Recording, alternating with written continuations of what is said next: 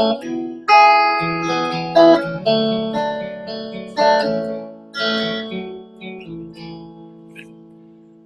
with that song for more than a year. I first started playing with that in a hotel room somewhere last summer in San Ysidro or Houston or someplace. I don't even remember. There are a lot of different ways I can play it.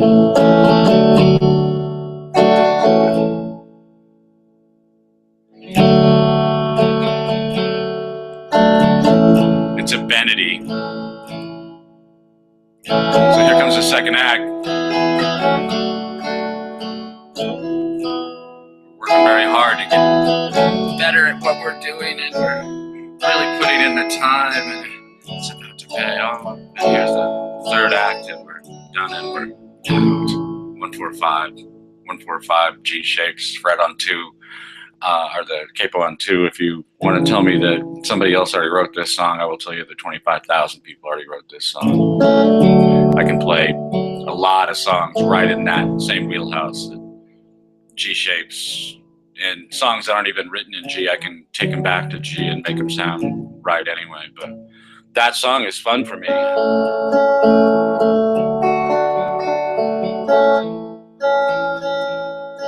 Act 1 setup.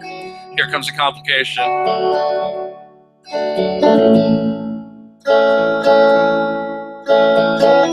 Now we're figuring out what to do.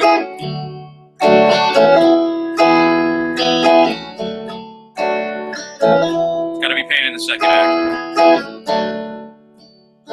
There's no pain in the second act. You can't get to the payoff.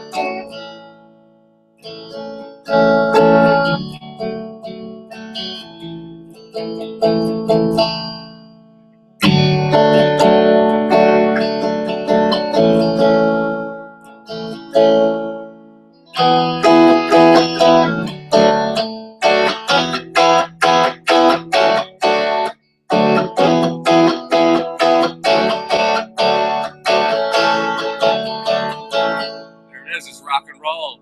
Rock and roll was written in GCD. It was written in 145 in G, and so much of it was written that way. I like that song. That song is empathy for the machine. Empathy for the machine of the song. How songs work on us. It was a very American song. I talk about Wagon Wheel all the time as being the perfect American song. I am trying to replace Wagon Wheel. I don't know the lyrics to that song. I literally have been playing it for a year, and I've only just started to like it. It's only just started to sound like what I want it to sound like, and I don't know that I ever will write lyrics for it. I like it just the way it is, but without lyrics, it's not a song. But that's the way it's set up. I'm going through it with you again and again and again, but we do that first act stuff, and we get that first act complication. It's not too bad, but now we're in the second act, and we really have to pay. If you don't put the audience through it in the second act, they do not buy the resolution, and so that's why you have to do it. It's the way our minds work, is that we are willing to learn to do better by going through pain. And so you have to build the pain in. You can have it be a Benedy. The action can move from worse to better. This is my favorite kind of story, the story that we typically call comedy, but I don't like to use that term because it gets mixed up with mirth, with farce. Comedy doesn't have to be funny. It has to, or Benedy doesn't have to be funny, but it does have to move from worse to better.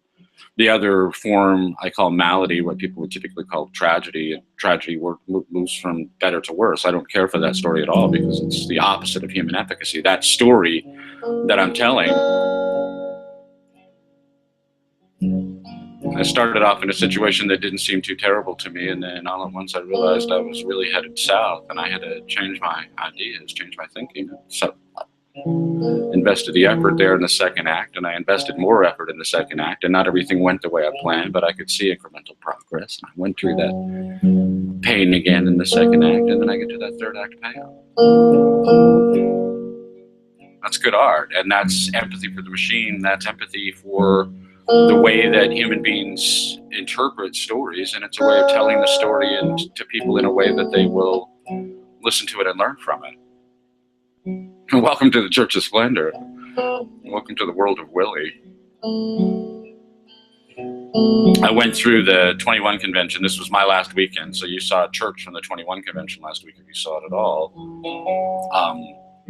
and not live. I couldn't do it live because I was in the event live, and so I did it in advance and was able to add so-called production values because of that. You can actually see something other than my leering mug in last week's movie. But I went to the 21 convention. I had been to the 21 convention in Austin in August of 2012, and I really didn't know what I was doing.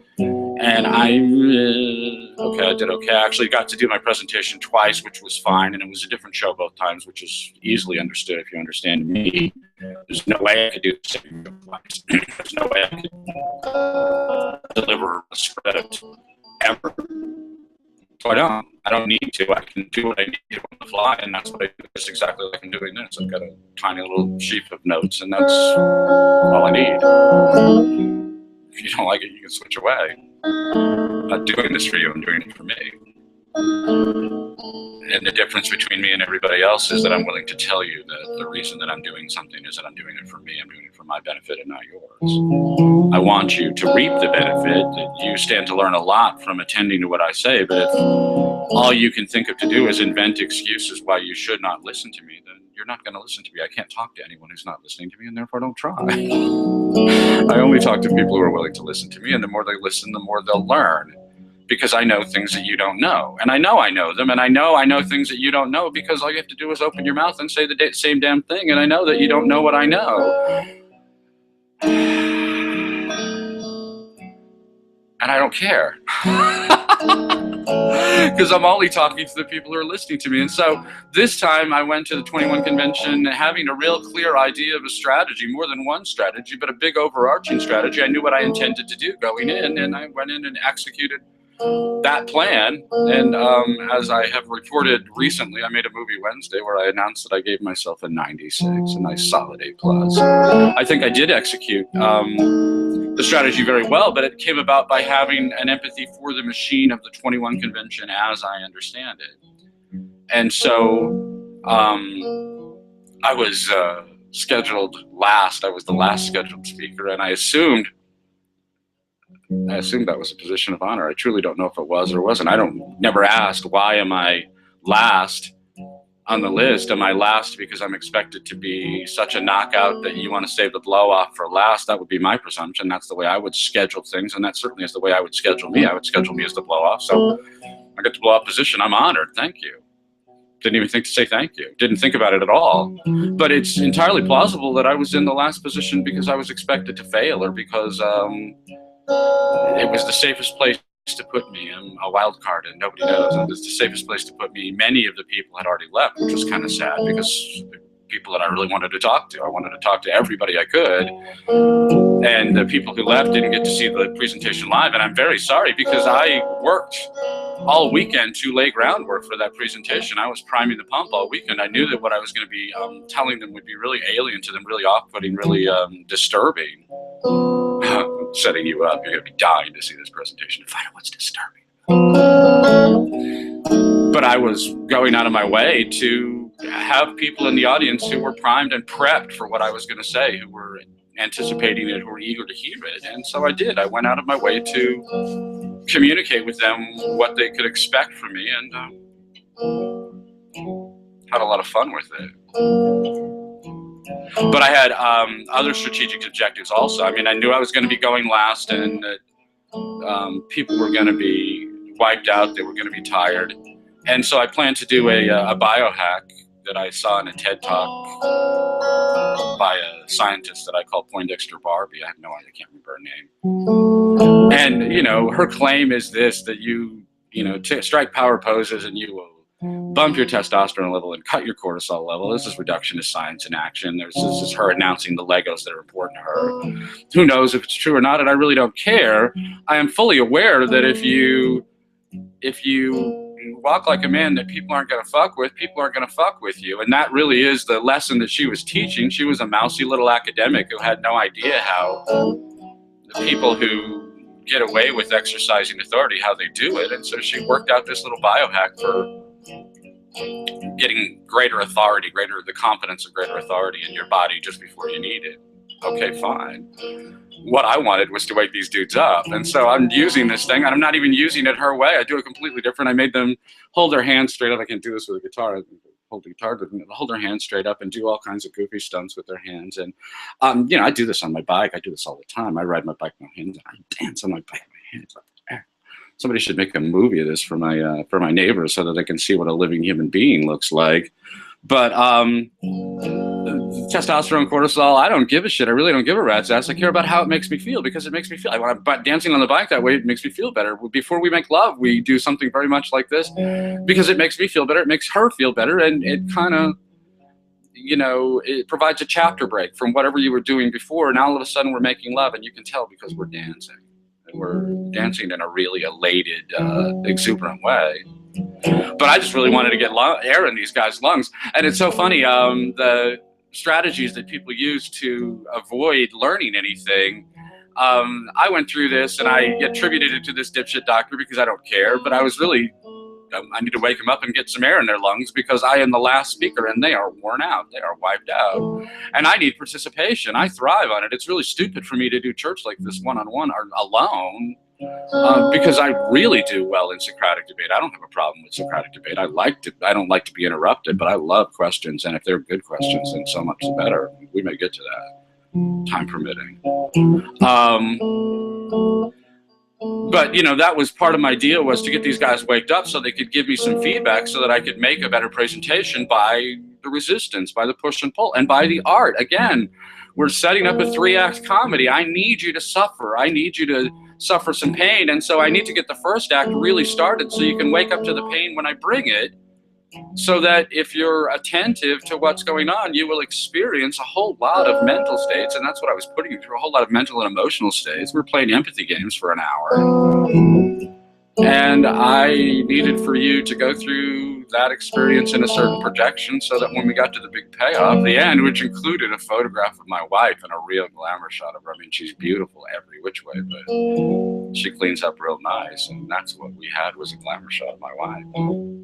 Here's the prize. This is what you're going through all that second act pain for, is to get to this third act resolution. This is the third act resolution. So that was part of my strategy. I built the talk around the idea of a 3-act comedy, and then delivered a 3-act comedy. Just like that song that I was playing when I started. I'm not playing it now because I can't play it automatically. I can play this automatically. But there was more. I mean, I knew that Socrates was going to kill it, and I wanted to leave plenty of room for him to kill it.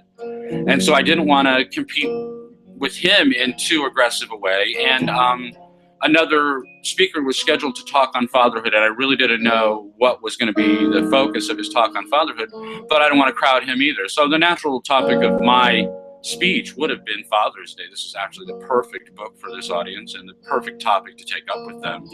Whether they are already fathers, whether they're planning to be fathers, or whether they're having difficulty understanding their relationships with their own fathers, which is actually more of that has come out of Father's Day than anything else. The father we left out, Mr. Stick It Out, we didn't even bother to talk about it. Mr. Stick It Out is the father I hear most about for now, because I'm talking to young men. As they get older, they'll meet Mr. Maybe, and sadly, he will be in their mirror.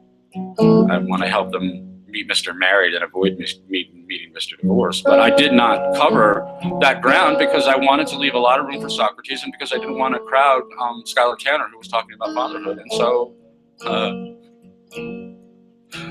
I went after these young men right where they live with these guys are INTJ high Cs. I talked about this in an interview that I did with Anthony Johnson, Socrates, and Marilee Ellis. I did in Soc's house in August of 2013. That interview has not been released.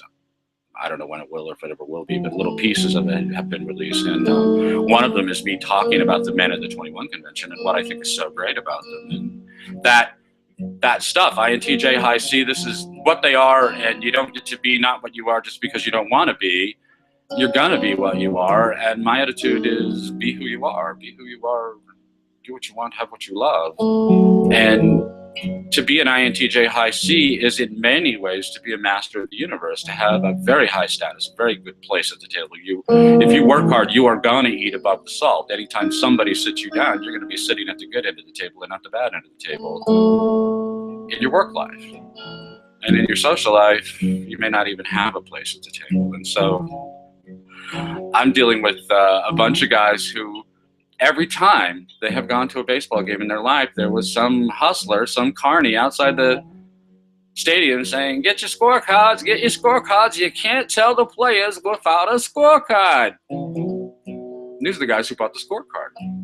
Other people are going to the baseball game for different reasons. The incandescents are going there to show off their clothes and to be seen. The driven may be going there because they're very interested in the game, or they may be going there because it's a great way to have a business meeting. It's a great way to take a 15-minute business meeting and stretch it out over 2.5 hours, but really get the closing done, especially when the buyer gets good and drawn.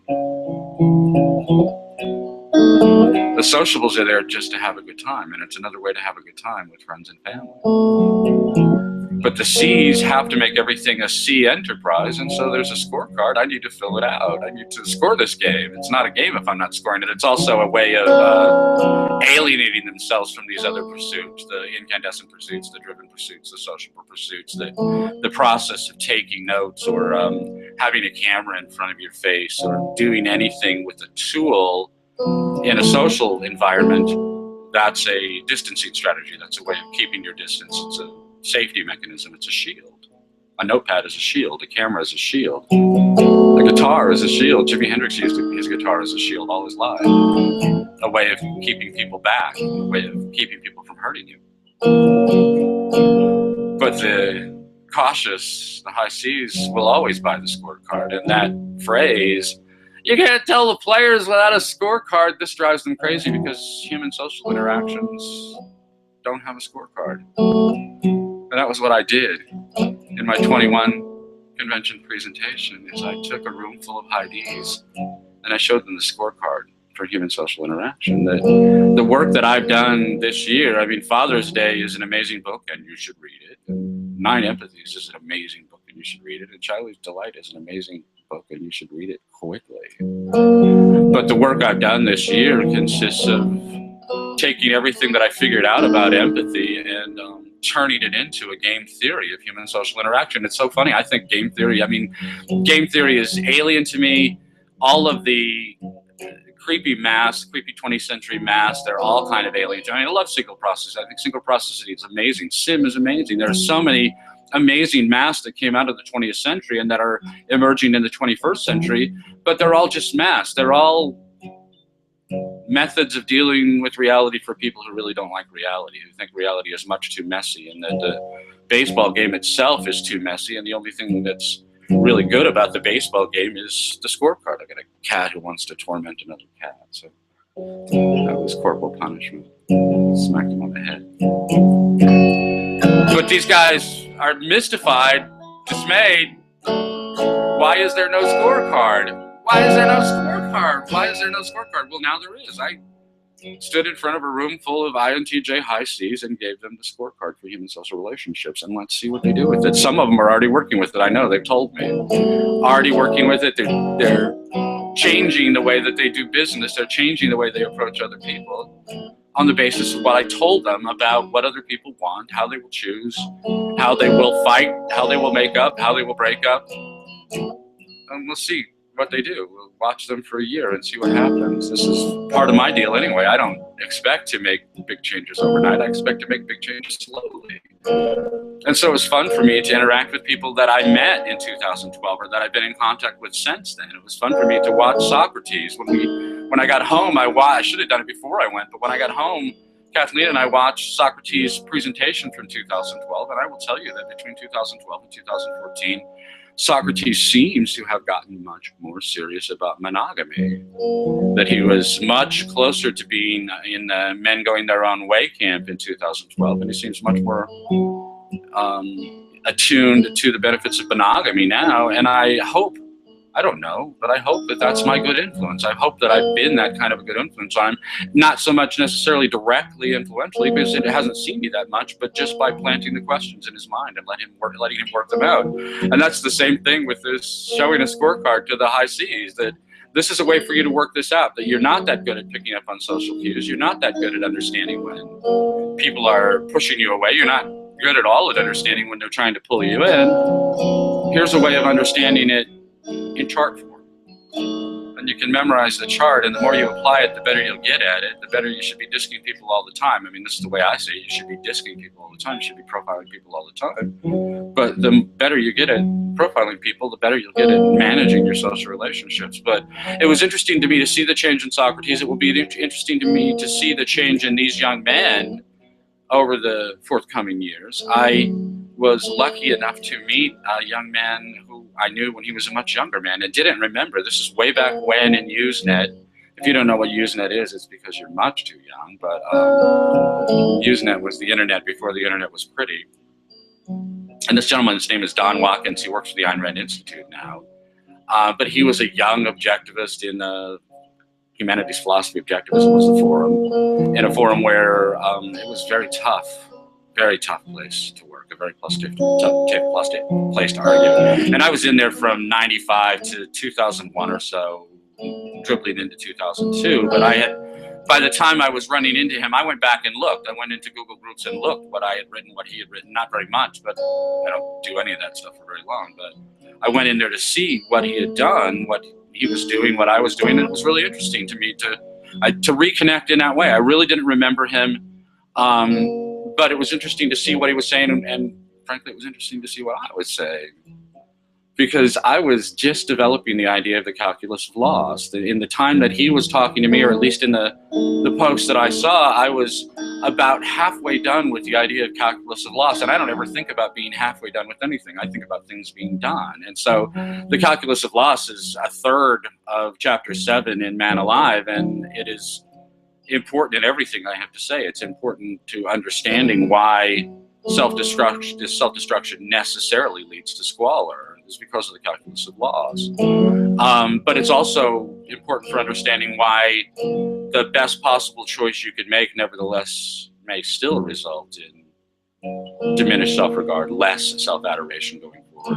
And that's why it's a calculus of loss. And it was interesting to me to see, because Jimmy Klein, somebody that Don Watkins told me that he had been very much involved with Jimmy Klein in those days, or maybe later, because I wasn't aware of it after I was gone. I obviously didn't know what was going on there, but Jim Klein ended up being soundly in my camp on the calculus of loss, but it was interesting to see me then because he was arguing against it.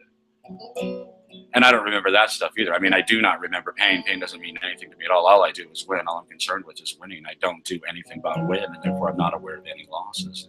Anything that other people might call losses are just broken machines. That's all they are. And a broken machine can either be fixed or ditched. I mean, it can be fixed or cannibalized, but I don't care about broken things. I care about working things. I don't care about losses. I care about wins. I was winning. I was getting to one of the most important ideas in my philosophy. I was working it out in real time for these guys. And it's funny for me, thinking about these rejection strategies. I see these rejection strategies all the time. And it's one of the ways that makes it impossible to get through to high C's is that they're so well defended against what they call chaos, which just means anything I haven't already thought about. How do you grow is by thinking about things you haven't already thought about. But here I am working through one of the most important ideas. I mean, Don Watkins is present at the birth of a new idea, and that is the rarest thing in the world, to be present at the birth of a new idea. If you have one, I'm in awe and I'm in your debt. I'm desperate to hear new ideas, but to be present while I'm coming up with this, and it is gonna matter. I promise you, it's gonna matter in the long run, because it's how people are gonna get better, is by recognizing that all actions have consequences, and just because you say it was a good idea, it doesn't mean it was a good idea. And just because you say it was the best thing you could do in the circumstance, that doesn't mean it wasn't self-destructive, because sometimes it can be.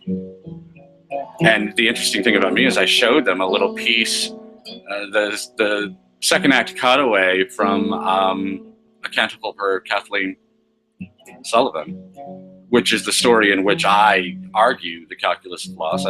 Arguing the calculus of loss as philosophy is interesting and fun, but it's much more interesting to me to illustrate it in a story, because that's the way it's going to stick with you. And that story is, brutal. It's one of the most brutal, maybe the most brutal thing I've ever written, and I will make you cry for the bad guy. Make you cry for the bad guy. Empathy for the monster. I wouldn't have called it then, but that's what it is now. I'm taking the worst kind of monster in a lot of people's imagination and showing you his humanity and making you feel his pain, among other things. But Don Watkins was there for that, and it's so funny, you know, he's got to reject me. He's paid to reject me. It's part of the deal. The ARI cannot possibly pay attention to me because they might accidentally learn something they don't already know. I stood in front of a room full of people and told them more about the Fountainhead than anybody ever has without having any intention of talking about the Fountainhead at all. It was just there. The people at ARI, if they spent 3 hours with me and just had the brains to sit down and shut up and let me talk, I could teach them so much that they don't know. They don't want to know, and that's totally fine with me. They're saving me time, because if all they're going to do is reject me, then I would be wasting 3 hours. If they want to learn something, they'll learn, and they'll learn the hard way, and they'll learn the way I expect them to learn. I will plant a seed in their brains and let it grow, because I don't need to do the work. I don't need to do the homework. You need to do the homework, and that was my strategy, was to take this room full of high C's. I can't swing for the fences in the way that I might otherwise have done, and I don't need to anyway. What I need to do is plant my seed in their brains and just let it germinate and see what grows. This is how philosophies grow. This is how philosophical movements grow. And yet, I came to the realization, it's not really new to me, but it's refreshed in my mind, that the only good philosopher is a dead philosopher. I don't want the term philosopher. I don't want the appellation philosopher. I much prefer poet. But the only good philosopher is a dead philosopher, because if you say something in the presence of a living philosopher and he doesn't agree with you, he will shoot you down in public, and that will be deeply humiliating, because you're engaged in, I like name dropping. You're being an incandescent and dropping a name and pretending to have greater authority than everybody else on the basis of somebody else's argument. And if the living philosopher is around to point out what you're getting wrong, then that will be deeply humiliating. Once the philosopher is dead, then it's Quibbler's paradise. This is the story of Judaism. It is very much the story of Islam, and of course it is the story of the American Academy. That is what the university is a bunch of low rent seekers hanging around, each one trying to go one up on all the other by having an incontestable opinion about somebody who can't correct the record in his own behalf. So the only good philosopher is a dead philosopher. I don't want to be dead. Philosophers make maps, and I don't hate map making. Obviously, I'm a writer, and writers make maps. I make maps, and I make them quickly, but I'm not interested in making the map in order to make a better map. I'm interested in making the map in order to get where I'm going. And philosophers are map makers, and poets are leaders. Poetry is leadership. I say that all the time. Poetry is leadership. I'm much more interested in leading people to my truth than simply explicating or proclaiming it. I want to be a dumbass in a 3/4 raincoat pounding a Bible at the bus stop. No, thank you. It's not my job. It's not my intention, and it is a huge waste of my time. And that actually came home to me. I had a wonderful time, and I had a wonderful time talking to people, and anybody who dared to talk to me, I would talk to them, and I held nothing back. I'm not sociable. The easiest way for me to deal with anything like that is to find the space I want. I want the wall on one side of me. I want to pull the chair on the other side of me. I want to pull it away and put it someplace else so no one can sit next to me. And so I get really good sight lines in the whole room. I sit in the middle of the room with my back to the wall. There's always a place for the angry young man. He's always at home with his back to the wall. This is good poetry. This is Billy Joel. Put my back to the wall. Nobody can sit beside me, and I can see the whole room, like front to back. I can see almost everybody. This is seat selection at the poker table too. You'll always find me at the end on the poker table. It's a good way to see everybody. I don't want to sit in the middle where I have to crane to see the people at my left and right. No, I want to be at the end where I can see everybody. I can find a position like that in a conference and sit there in complete isolation and advertise by my posture, by my body language, by my mother tongue. I can advertise that you are not to interfere with me, you are not to interrupt me, you are not to bother me, and no one will. This is what the pickup coaches call frame, except they don't know anything about it. Frame, you don't have to be taught frame. Frame is what you do. It's what you do from the inside out. That dumbass power exercise, testosterone, cortisol, who cares what, She calls it fake it till you make it, because she can't imagine really feeling it from the inside. And that's exactly the opposite. You want to fake it till you make it is a tragedy, because it's all about faking. You never do make it. You always faking it. How do you know when you're done faking it? You're never done faking it, because that's what faking is misrepresenting reality. You turn it into a comedy, you turn it into a vanity, turn it upside down, turn the story upside down. I'm not faking it till I make it. That's a malady. That's a tragic story. I am mastering better habits. Now it's a vanity. I had poor habits in Act 1. I studied hard and learned better in Act 2. And now I'm in Act 3. I have mastered better habits, but there is no end to this. I am still mastering better habits. This is the end of that comedy, that vanity. But this is the start of a new one, because I'm mastering still better habits. And again, perfection is the enemy of the good. Edward Druce said that, quoting Voltaire.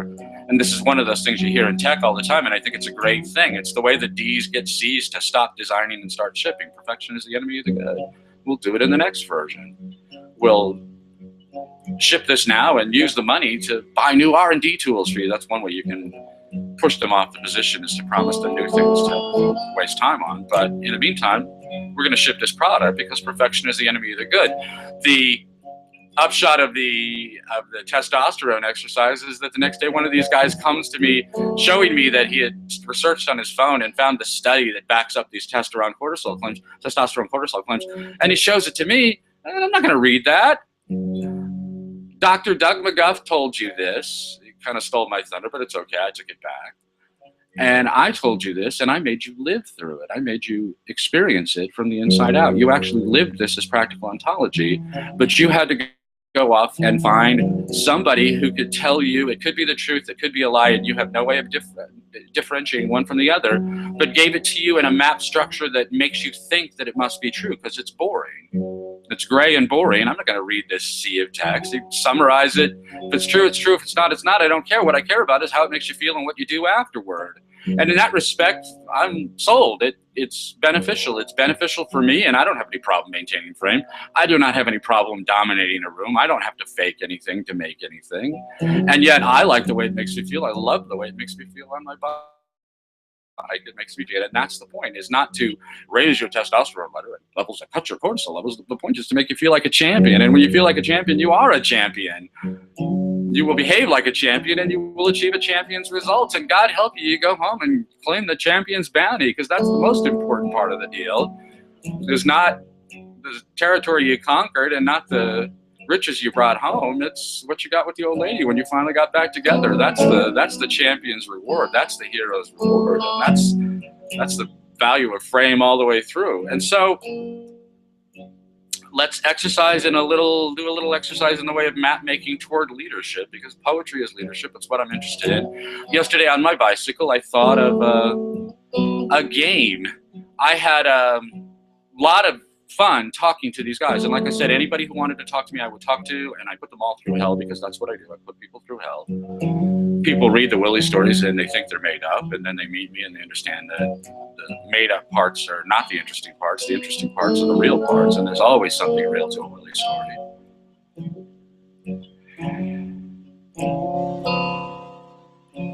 But when I talk to people, I intend for it to be productive. I don't socialize at all. I really don't care to be social, and if I'm going to be social, I'm going to do it my way. I'm going to do everything I do my way. And so if you're going to talk to me, we're going to talk about something serious, and I'm going to be looking for really deep emotional responses from you. I would love to see joy and delight. I would love to see elation in your face. But if I can't, I'll push for the anguish instead.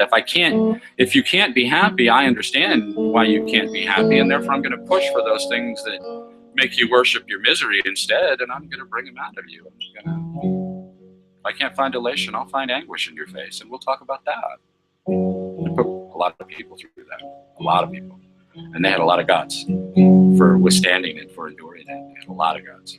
I admire that. I really admire that, because I know I push people exactly where they don't want to go. That's where the fun is. Mama, that's where the fun is. That's where the growth is, and that's what's interesting to me. If I'm gonna talk, I'm not gonna small talk, and I'm not going to bullshit. I'm not going to let you lie to me.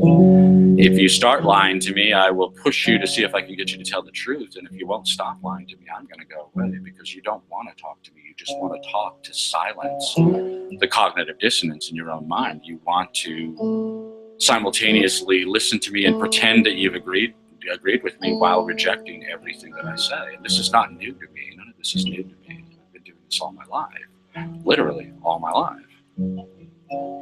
But I got to a place where everybody went to bed. This is me Sunday night after I spoke. I was very niggardly with my voice before Sunday night, because I knew I needed to protect it, and I was speaking loud. But after Sunday night, I mean, I can throw caution to the wind. I'm done. After I've already talked, I can talk as much as I want, because it doesn't matter if my voice goes south. I don't have to talk again. So I spent a lot of time on Sunday night with younger men, and really kind of putting the screws to them, and holding my frame and insisting that if you want to talk to me, then you want to let me talk. If you want to interrupt somebody, interrupt each other. But you paid to hear me, and you asked me to sit down, and now you've asked me questions. You're going to listen to the answers. I do things outbound that I would never let people get away with inbound with me. But the fact of the matter is, they are different strategies. They are different approaches. And I believe I was exactly right in my approach in those conversations, because I'm the only one at the table who has something new to say. Everything else that I'm going to hear at the table is going to be regurgitated pablum that I've heard a zillion times before. Not one time before, not 3 times before, but a zillion times before. You're going to tell me something that you read, or something that you heard in college, or something that somebody else said to you, or something that you thought of on your own and thought was a grand epiphany, but it ain't. And I'm not taking anything away from you. I admire you for trying harder, but when you're talking to me, that's what you're doing, is trying harder, and I won't let you not try harder. I aggrandize the Jesuits all the time. There's a reason for that. I like the way the Jesuits teach. I teach the way the Jesuits teach. But at a certain point, all of these guys drifted away, and I had a chance to sit down with Socrates one-on-one. He had been off on this other upsold event that I wasn't a participant in, and he came back from that, and I was relatively free, and he sat down with me, and I deliberately moved from where I was and went to a different place where it was not as easy for people to show up and involve themselves, because I really wanted to talk with him one-on-one. I didn't want to exclude anyone, but I wanted to make it more difficult for people to jump in, because I wanted to talk to him, and he wanted to talk to me, and what we had to say to each other was more important to each of us than any anticipated contribution from a third party. Not to say that it couldn't happen, but we knew we had an objective. We knew what we were looking for, and you show up and you want to talk, we want to talk too, and you go away, and we're going to continue talking, and we did 4 hours. I don't know how long, but it was like 4:45 when I finally put my head on the pillow. I didn't sleep very much, and I didn't sleep much at all in Tampa, so it didn't really matter. And so the following day, Monday, checkout time, and I didn't rush that, because I'm trying to recover. It was hard fun, but it was hard, and I need to pace myself. I need to watch my own expenditure of energy to make sure I don't burn myself out. So I checked out at noon, and then I'm down, and I'm schmoozing with the boys, and Saw comes down, and we sit down together. And again, I tried to find a place where we'd be fairly isolated to minimize the interruptions. And he got to tell me a whole lot of stuff that I really wanted to know. I mean, it's why I really wanted to probe. I really wanted to get to the bottom of Socrates, and he told me a lot of stuff that I really wanted to know. But we continued to have the coming and going, and that's totally cool. I mean, this is kind of the 2 grand old men of this event conversing together. This is, an Olympian moment. I understand it. Come and bask. I mean, I'm not being vain, but I do recognize that not everybody's contributions are equal, and that my contribution is really one of the 2 that were worth having at the end of this event. 2 people who were available to be talked to were the 2 people who were best able to make a good contribution to those conversations. So yeah, we're there and we're talking with people, but I told him when we were alone, in these intervals when we're all alone and still talking, I told him about Tits or Get Out, which has a long and storied history, and it depends on which story you listen to which is really the history, but Tits or Get Out is a way of dealing with attention whores. And I'm not accusing anybody of anything bad here. I'm really not. I'm getting to a game. We're going to talk about a game theory game that I developed yesterday. But Tits or Get Out is if some pretty young thing shows up in the middle of your conversation and it's obvious that she's just there to get an attention fix, you say tits or get out. If you want the attention, you know how to get it. Flash your boobs. If you're not willing to flash your boobs, get out. This is man talk. This is a serious conversation. This is deep and important to us. If it's not important to you, that's totally okay. You can go find your amusement elsewhere, but we're not pursuing amusement. We're pursuing productive work, and you're in the way. So tits or get out. And that's cruel, and I don't mean to be cruel about this, and I'm not being cruel at all. And again, I think these guys were great, and I really wanted to talk to them, so I'm glad that they came, and I'm also glad that they went, so that we could continue the conversation that Swann and I were having episodically, periodically, but that's fine. I could do that all night. I did do it all night the night before. I could have done it all day and all night that day. But what I worked out on the bike yesterday was this is exactly right. I want to call this game Dutch Uncle because tits or get out is mean. So the name is the Dutch Uncle game, and in parentheses, or tits or get out. But the way this game works is there is a token, like a poker chip or something like that, but I picture it being shiny because I like shiny things. It's a disc composed of two pieces of plastic or ceramic or something like that. The top half is black, the bottom half is white. And maybe there's a QR code on both sides to lead you to the website where you can get your own. But this medallion is the only game piece in this game, and you have this medallion and you go and find a table at a party. You're at a cocktail party-like event. That's what we were at, a hotel, but it was like a cocktail party in the lobby. There was all this mingling going on among tables in various parts of the bar and the lounge areas in the hotel. You go and find a table that is unoccupied, either you by yourself or you with another person or you with two or three people, whatever. You have a group of people composed of one or more people who hope to discuss something serious, and so you go off and find a table or some other territory, some unoccupied end of the kitchen counter or something like that, some place where you can create an isolated conversation space, and then you pull the token out and you set it down in front of you. And if it's white, anyone can come, anyone can say whatever they want to, they can come and go as they please.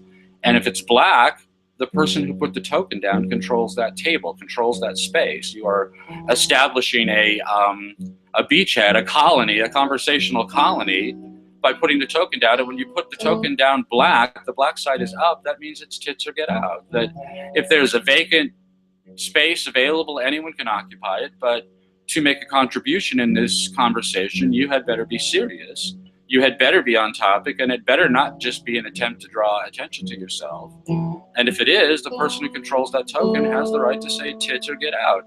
And dude, if you're a guy, I know what your tits look like and I don't care, so just get out. And that sounds kind of mean, but that's what this game is all about, is learning how to manage social situations to your maximum benefit. And so if you are an introvert, you hate parties, you hate them.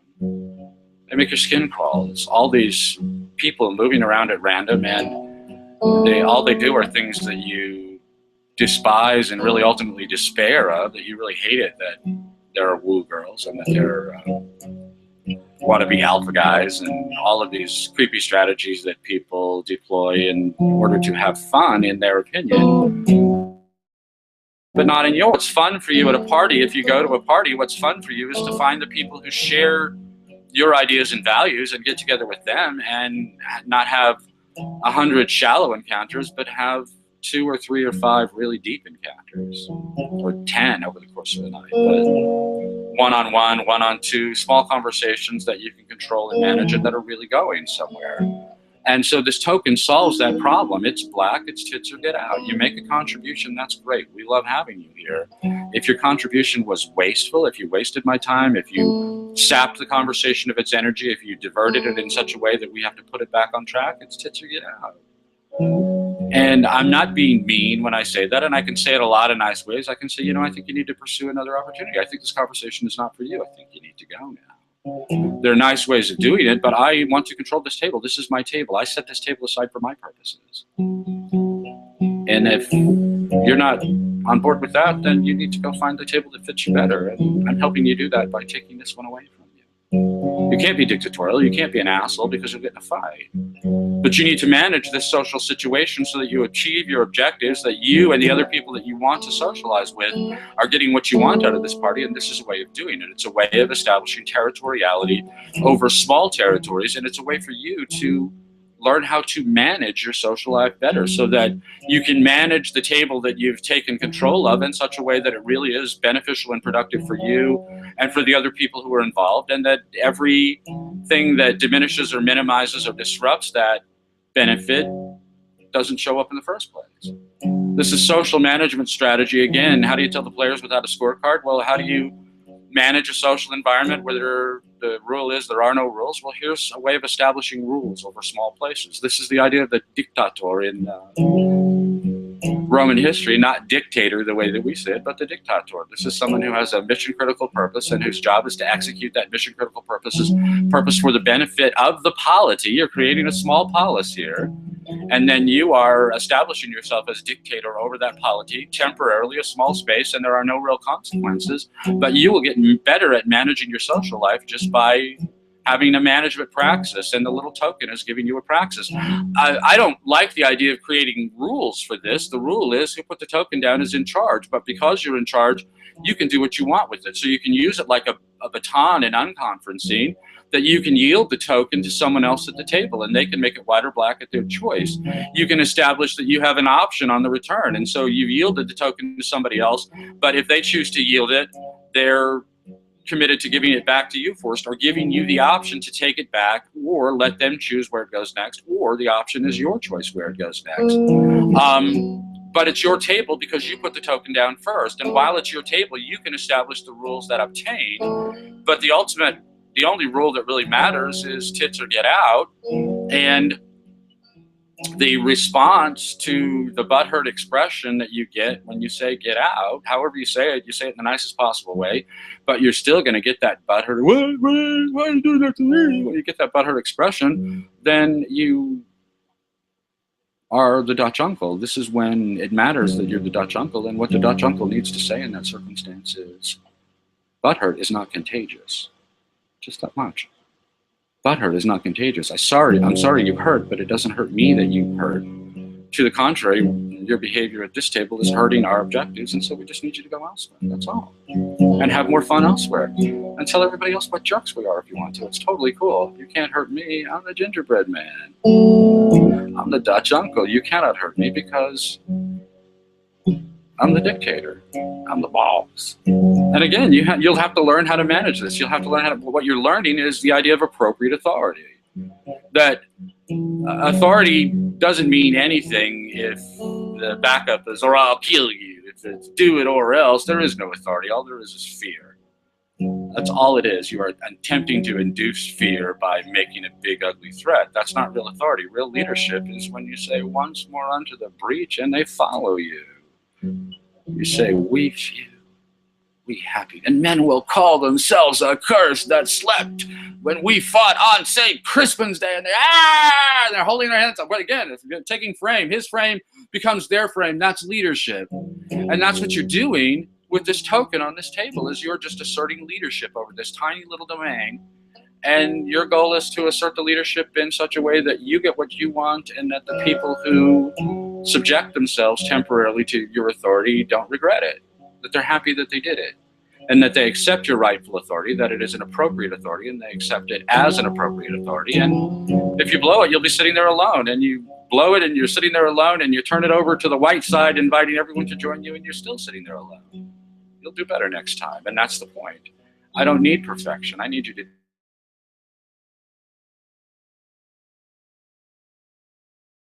play for you, and I've told you everything that you need to do to play. playing this tomorrow, you take 2 poker chips and glue them together and make a little token like I'm talking to you, one white, one black, and you've got the deal. But what this really is a business. And I talked to a half a dozen guys at the 21 convention who told me they were interested in starting businesses. So I just gave you an idea for a business. I'm not giving it to you, I'm sharing it with you, and I want to be involved. And if you steal it from me, I will glare at you, and when I glare at you, you'll feel yourself accursed, and you will feel cursed for the rest of your life. Not because you are cursed, but because you know you're a thief. But I'm willing to share this idea, and what I want is for someone to come up with a business plan. This is a crowdsourceable idea. The token itself should be manufactured. It should be polished. It should be really pretty. It should be shiny and pretty. Black side, white side. If there's a QR code, I love it just because people can take a picture of it with their phone and use their QR reader to take them to the website to buy it. But an ideal way to start this business might be to just crowdsource it with Indiegogo or Kickstarter or whatever, and use the token itself is the big prize that you get for contributing your money. This is a non-book book. That's the type of product that it is. A non-book book is something that is typically like the Klutz books, if you remember those from the bookstore. A non-book book is sold in bookstores up by the cash register. The closer something is to the cash registers in a bookstore, the greater the profit margin. The profit margin on non-book books is far better than the profit margin on books, and that's why they're up by the front by the cash register, and that's why there's so many of them. You know, hacky sack kits, juggling kits, harmonica kits, bookmarks, little cloth jackets that you can put over your books, all this crap, book lights, all this crap that they sell at the front of the bookstore. Those are non-book books, and the profit margin on them is exceptionally good. It's much, much better than books. So I've got this idea for this product. I know what it looks like. I can write the promotional brochure, the rule book if you want, because you have to have a rule book even though there really aren't any rules. You're the boss, that's the rule. But I can participate in all of that stuff. I can help a lot with driven ideas and with incandescent marketing strategies. And what I'm really looking for is someone else to take over the rest of the driven part and the cautious part. And if you can come to me with a really sound business idea for making this happen, then we will partner, and you can use my name and we'll make videos, and I will help you sell a lot of these because it is desperately needed by introverts. And my advice to introverts generally, especially the introverts of the 21 convention, is go to parties.